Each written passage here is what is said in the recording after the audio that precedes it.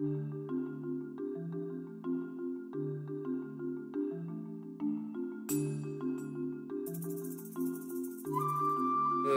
à tous d'être là et à la Fondation Gabriel de m'avoir invité. Donc effectivement, je vais intervenir comme politologue avec une dimension un peu relation internationale sur l'Afrique subsaharienne, sur lequel effectivement je donne des cours. On a peut-être, vous l'avez vu, sorti un livre sur la guerre au Mali avec un certain nombre de contributeurs, notamment le professeur Bertrand Badi. Et je vais plaider donc pour une certaine autonomie des relations internationales comme discipline et peut-être même de la polémologie, cette science des conflits, hein, puisque quand le phénomène guerre, comme disait Gaston Boutoul en 1945, intervient, hein, je me souviens quand j'ai travaillé sur le conflit au Libéria ou en Sierra Leone, le jour où la guerre est arrivée, eh bien, le jour où la guerre est arrivée, beaucoup de choses sont transformées, y compris les sciences humaines, où au fond, on ne retrouve plus tout à fait ces connaissances, dizaines d'années d'investigation. Je travaille sur la Côte d'Ivoire pendant longtemps, et tout d'un coup, il y a effectivement une régionalisation de la guerre, et parfois une mondialisation. Donc, dans le temps et dans l'espace, effectivement, beaucoup de choses se transforment, et on assiste à des phénomènes qui s'accélèrent, hein. Vous verrez, on y reviendra peut-être par rapport à l'intervention française.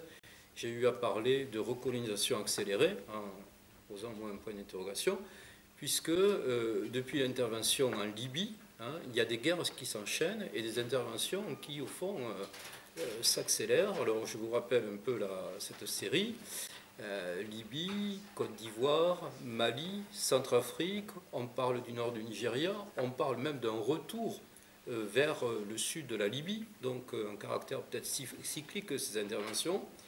En même temps, effectivement, que ces intervenants, ces groupes militaires, ces groupes djihadistes, ces groupes indépendantistes, au fond aussi passent ces frontières. Donc il y a un effet frontière, à la fois imaginaire et réel, elles sont ces frontières, à la fois instrumentalisées et puis autour desquelles on passe allègrement de tous les côtés. C'est ce que j'ai appelé à l'époque les guerriers nomades, hein, quand j'ai parlé de cette guerre nomade qui, depuis 1989, ensanglantait toute l'Afrique de l'Ouest, en commençant par le Libéria, puis la Sierra Leone, un peu la Guinée, et puis qui faisait retour en 2002 vers la Côte d'Ivoire.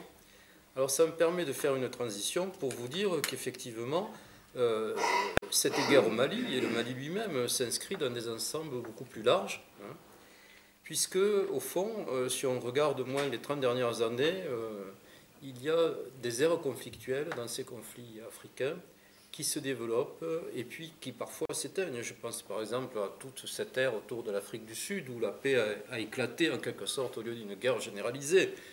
Erreur de certains d'ailleurs politologues, hein, le pire n'est jamais sûr.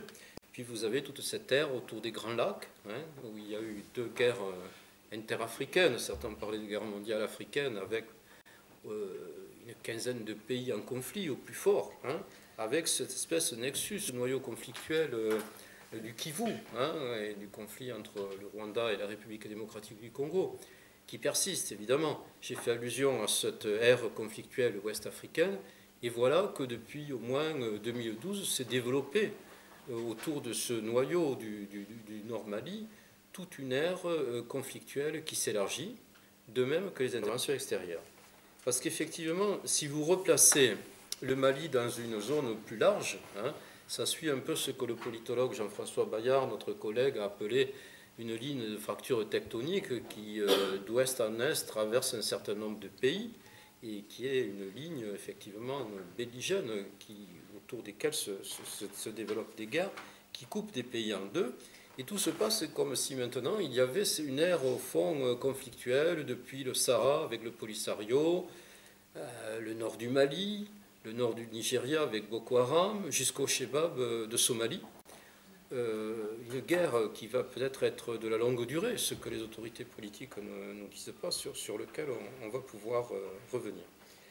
Donc, ayant replacé un peu ce conflit du Nord Mali dans ce contexte plus large, qu'est-ce que c'est que cette opération Barkhane qui succède à l'opération Serval depuis janvier 2013, effectivement, vous avez fait allusion, quand l'armée française était intervenue, soi-disant, pour stopper effectivement ces centaines de pick-up de djihadistes tout d'un coup réunis qui fonçaient vers Mopti et puis peut-être Bamako. Là-dessus, je serais un peu dubitatif sur le fait qu'ils pourraient ne pas prendre Bamako. J'ai assisté de loin, heureusement d'ailleurs, à la prise de Freetown par le Front révolutionnaire uni de Fodé Sanko, au carnage lors de la prise d'Abidjan en avril 2011. Et il est vrai que des mouvements rebelles, parfois instrumentalisés, souvent armés de l'extérieur, ont pu prendre ces grandes capitales africaines, et c'est une hypothèse qu'il faut envisager de manière sérieuse.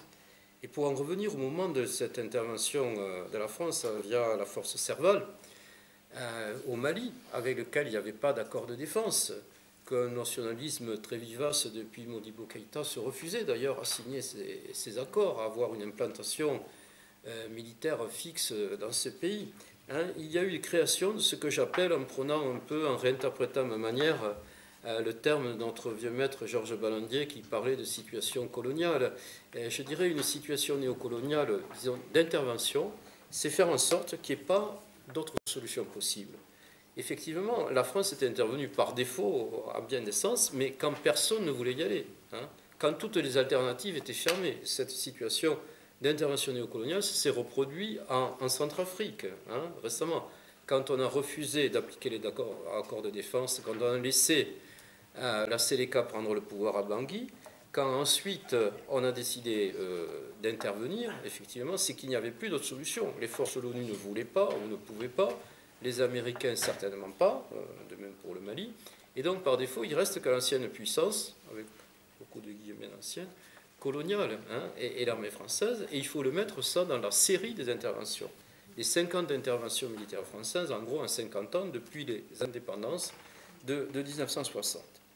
Alors, donc, cette intervention Serval puis Barkhane, ça s'inscrit dans cette continuité des interventions armées, toujours avec des prétextes divers et variés qui sont, pendant très longtemps, la défense des ressortissants français, puis ensuite la défense des autorités politiques du pays en question, fût-ce-t-elle, comme Diokonda Traoré, très faible, voire un pouvoir fantoche complètement manipulé, y compris dans la demande d'intervention, puisque sa lettre demandait uniquement une intervention aérienne et qu'on est intervenu tout de suite via la force Serval par les forces spéciales au sol.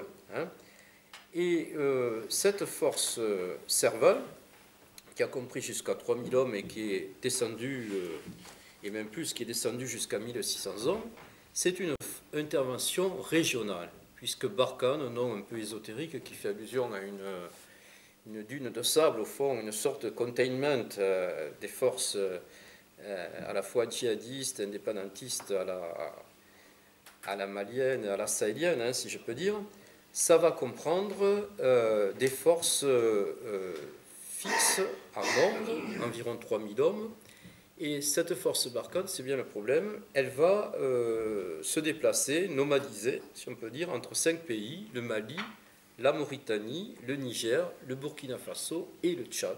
Le Tchad qui remplit un rôle ambigu de supplétif, comme on disait à l'époque coloniale, des troupes françaises, en tout cas d'auxiliaires, de collaborateurs, et le Tchad où va être basé le centre de commandement de cette force Barkhane. Alors, les forces militaires en présence, elles sont extrêmement floues. Si vous voyez les chiffres officiels que je vais vous donner, par exemple, la MINUSMA, la force des Nations Unies au Mali, elle comprendrait 9300 hommes, donc 1200 Tchadiens, 870 Nigériens. Les forces maliennes, encore pire, sur un effectif théorique de l'armée malienne de 14 000 hommes, il y en a peut-être 3 000 qui sont opérationnels ou qui sont en train de le redevenir.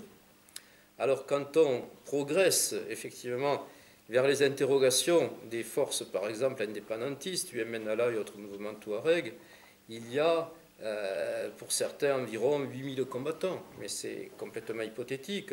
Quant aux groupes islamiques, ils sont considérés entre 2 000 et 5 000 hommes combattants. Alors pour autant que ça veuille dire quelque chose, qu'il n'y ait pas interpénétration, comme vous l'avez dit, et une mouvance entre ces forces à la fois de rébellion indépendantiste et groupes islamiques, et elles sont dispersées, c'est une des principaux problèmes militaro-politiques entre divers pays. On a dit l'importance de l'Algérie, effectivement. Dans notre ouvrage collectif, François Gèze, qui connaît très bien l'Algérie, l'ancien directeur d'ailleurs des éditions La Découverte, a fait une analyse très détaillée des différentes formes de manipulation, mais aussi d'autonomisation de ces mouvements qui sont poussés par les services algériens.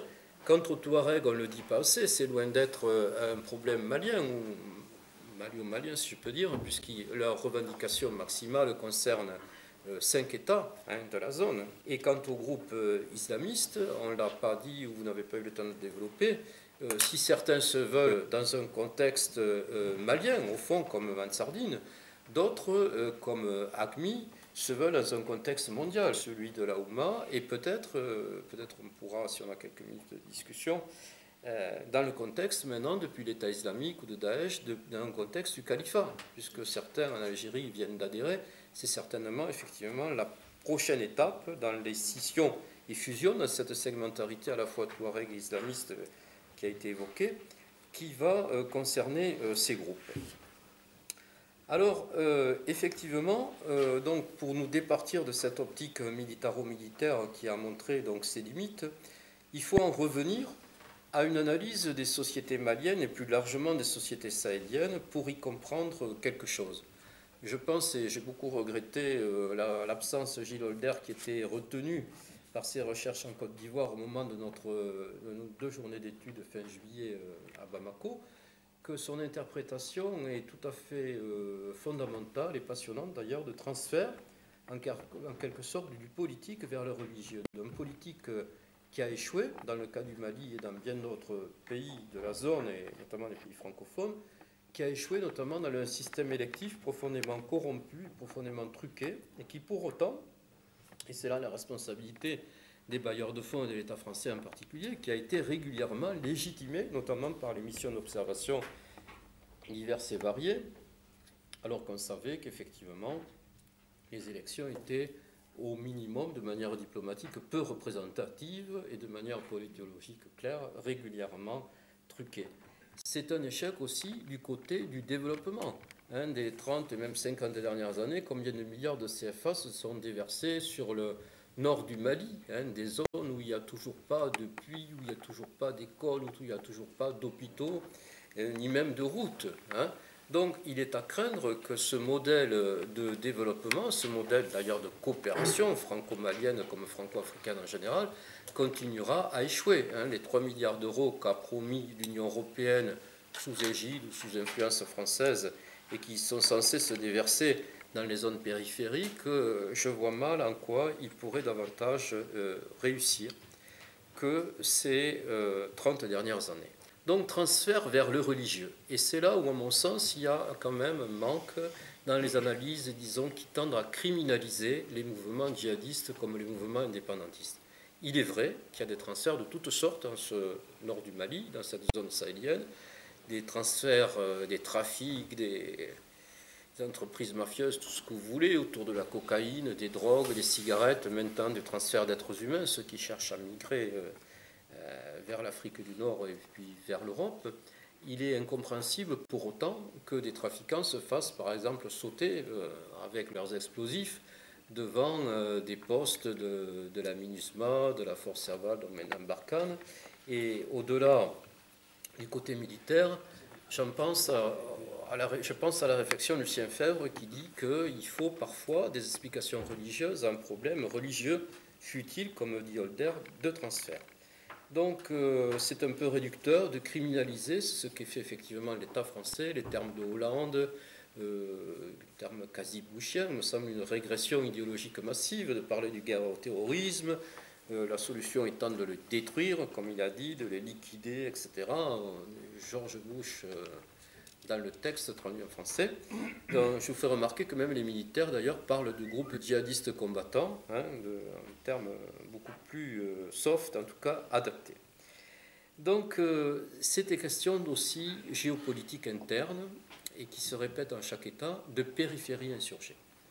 Que vous considériez la Sierra Leone, le Libéria, la Côte d'Ivoire et le Mali, ce sont des périphéries délaissées. Ce sont, au-delà des identités identité, des revendications culturelles comme celle des Touaregs, ce sont des périphéries délaissées et donc insurgées. Le Front révolutionnaire uni de Fodé-Sanko, dans un texte rare que j'ai publié dans Guerre nomade des sociétés ouest-africaines, demandait un peu d'institutions, un peu d'équipement de santé, un peu d'instruction, un peu d'école. Et leur revendication au début, c'était des revendications, aussi paradoxales que ce soit, d'État. D'un État qui ne soit pas uniquement, comme il l'a été pendant 150 ans, par exemple au Libéria et en Sierra Leone, corrompu, prédateur, violent sur ses périphéries, mais d'État un peu répartiteur, d'État un peu égalitaire. Et il y a parfois, dans ces périphéries insurgées et les mouvements qui les représentent, cette revendication paradoxale d'État. Donc, le temps passant, avant de me faire rappeler à l'ordre par notre président de séance, je voudrais donner un élément fondamental pour revenir à cette opération Barkhane récente. Elle date du mois d'août, au moment où personne n'est mobilisé. Et sans contrôle, comme vous le savez, démocratique, s'il y a une nouvelle aventure française comme celle actuellement en Syrie et en Irak, l'Assemblée nationale est informée, débat sans avoir le droit de voter. Et a fortiori, quand une opération militaire, dans le cas du Sahel, succède à une opération malienne, donc en Barkhane succède à Surva, il y a quelque chose de très fort qui est passé complètement inaperçu de beaucoup d'analystes, c'est que cette opération Barkhane, d'une part, mimétise sur ses adversaires. En quelque sorte, l'armée française est devenue une armée de guérilla, en tout cas de contre-guérilla. Et cette armée française qui va nomadiser, selon les grandes traditions coloniales d'ailleurs, on pense au méharé colonial contre justement les Touaregs, qui mimétisent en quelque sorte, elle va pouvoir se déplacer librement entre les 5 États. Et ce qui vient de se produire récemment, que vous avez fait allusion, sans consultation de l'État malien, ni du président malien, ça va se produire avec 5 États, et notamment des États faibles comme celui du Niger, avec le paradoxe que l'opération Barkhane s'appuie sur les États les plus durs, pour autant dire des dictatures comme celle du Tchad. Ça sera le centre de commandement. Et le risque, bien évidemment, c'est d'aboutir à l'effet contraire de ce qui est mis en avant, c'est-à-dire d'affaiblir les États sahéliens en question. Et est-ce que la question que je me posais à une tribune qui devrait paraître d'ailleurs dans l'Humanité, c'est de savoir si on ne va pas vers une Afrique sahélienne française comme il y a eu l'Afrique occidentale française. L'armée de l'ancienne puissance coloniale pouvant aller librement d'un État à l'autre dans un but militaire soi-disant bien intentionné. Voilà ce qui arrive quand on laisse s'autonomiser ce que j'ai pu appeler par ailleurs le complexe militaro-colonial français, qui est bien loin de se résoudre, se réduire au ministère de la Défense, puisqu'à travers des généraux comme Puga ou de Villiers, ils sont autour du chef de l'État, ils sont représentés, effectivement, vous savez qu'au Mali, au Burkina, on a des ambassadeurs avec beaucoup d'équipements qui l'un était issu des services et l'autre de l'armée, qui dirigeait les opérations spéciales dans le cas du Burkina Faso. Voilà, donc c'est la question que je pose en conclusion, dont on peut peut-être débattre, et celle d'une mise sous tutelle implicite d'État que l'on prétend défendre et sauvegarder. La question de la mise sous tutelle du Mali, elle se pose à eux, elle se pose à nous, de manière politique. L'inverse étant effectivement d'un appui à l'armée des pays en question, donc à l'armée malienne, et l'associer à une prise de décision militaire et donc politique. Voilà, je vous remercie. Merci beaucoup. Alors très rapidement, pour que dans tout ce secteur-là, et en particulier, semble-t-il, les difficultés qu'a la France à s'installer au nord du Niger, là, pour contrôler un petit peu toutes les frontières, là. Est-ce qu'on peut avoir des éléments de réponse? Il ne faut pas minimiser le fait qu'il y a une distribution des rôles entre la France et les Américains. À Agadez, c'est les Américains, c'est les drones américains qui sont à Agadez. Donc il y a une répartition des choses qui est très nette. Ensuite, la deuxième chose que je voudrais dire pour la militarisation, c'est que les Américains, avec le Pan Sahel Initiative en 2003, et puis ensuite en 2007, avec le Counter-Terrorism Initiative, avaient pour objectif de former les armées nationales à la lutte contre le terrorisme. C'est exactement ce que sont les objectifs de Barkhane. C'est exactement les mêmes. Sauf qu'ils ont compris qu'il ne fallait pas que ce soit sur toute l'Afrique, qu'il fallait que ce soit sur le G5. Le G5, il existe. Maintenant, ils ont donné un contenu militaire. Mais l'objectif de Barkhane, c'est pas de restaurer l'autorité de l'État, ça n'a jamais été dit en ces sens, il faut protéger les marchés, y compris c'est une barrière qui est là pour le retour au marché dans une crise quand même qui est profonde, y compris, et j'insiste sur cet aspect, y compris pour les pays côtiers. Abidjan, c'est pas n'importe qui, c'est pas n'importe qui non plus qui était à Abidjan. Donc il faut bien créer des barrières pour faire en sorte qu'il y ait un retour à un fonctionnement relativement normal du système dominant. C'est aussi ça, Barkhane. C'est pas simplement que quelque chose de militaire. Quant à Bamako, c'est des stratèges. Iyad, il sait ce que c'est que la stratégie. On ne peut pas conquérir un ensemble de territoire sans avoir sécurisé petit à petit l'espace qui a été conquis. Donc Bamako, ça participait de « attention, ça va être la catastrophe », donc ça fait partie de la propagande. Ça qui ne veut pas pour autant dire qu'il n'y avait pas un danger sur Mopti et autre chose. Je crois que c'est autre chose. Voilà. Il y a d'autres questions? Oui, les proportions de... Non, mais les proportions, globalement sur le Mali, c'est un problème réel, que les Touaregs sont ultra minoritaires sur l'ensemble des populations maliennes, et que sur les septentrions, ils sont aussi minoritaires. Sur le plan démographique, c'est une dominante largement songoï, largement, c'est-à-dire les sédentaires dominent largement. Quant à vous dire si c'est 1%, 3% ou 4%, il n'y a pas de statistiques, heureusement, sur un caractère ethnique, donc c'est simplement des indicateurs, mais c'est extrêmement réduit. Il faut insister sur le fait suivant, c'est que toutes les rébellions depuis 1916, sauf celle de 1916 qui part de Médaka, toutes partent de Kidal. Or, Kidal... Là où ils sont majoritaires. Oui, parce que c'est Touareg. Donc, voilà. Ça part de Kidal, et Kidal a toujours été... Les Touaregs de Kidal n'ont jamais pris les armes contre la conquête coloniale. Il faut le mentionner.